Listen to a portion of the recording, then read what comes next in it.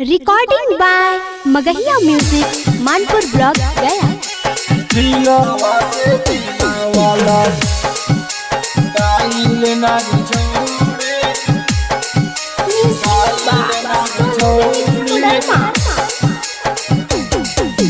पियर पियर सूटवा की नाई देबोगे छौड़ी, पियर पियर सूटवा की नाई देबोगे छौड़ी। हमारा से दिलवा लगाई लेना गे छौड़ी, दिलवा से दिलवा लगाई लेना गे छौड़ी। साथे चले हमर तोरा घुमाई देबोगे छौड़ी, साथे चले हमर तोरा घुमाई देबोगे छौड़ी।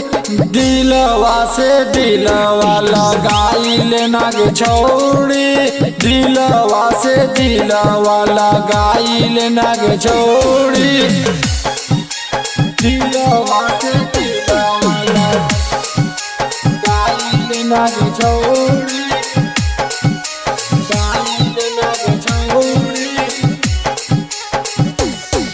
सुन सुने के जान चले कपड़ा दुकान तोरा ओजे किने ओ मना मौजी सामान।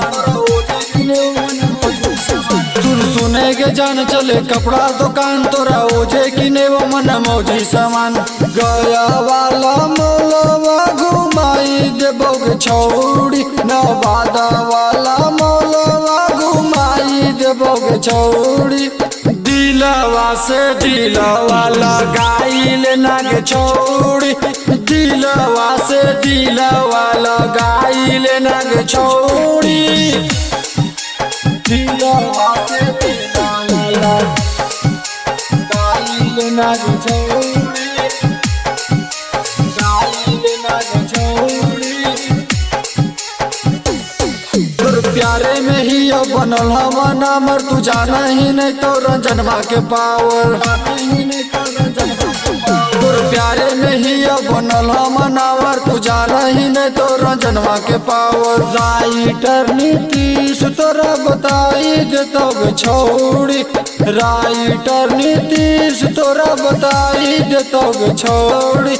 दिलवा से दिलवा लगाई लेना गे छौड़ी, दिलवा से दिलवा लगाई लेना गे छौड़ी, दिलवा से दिलवा।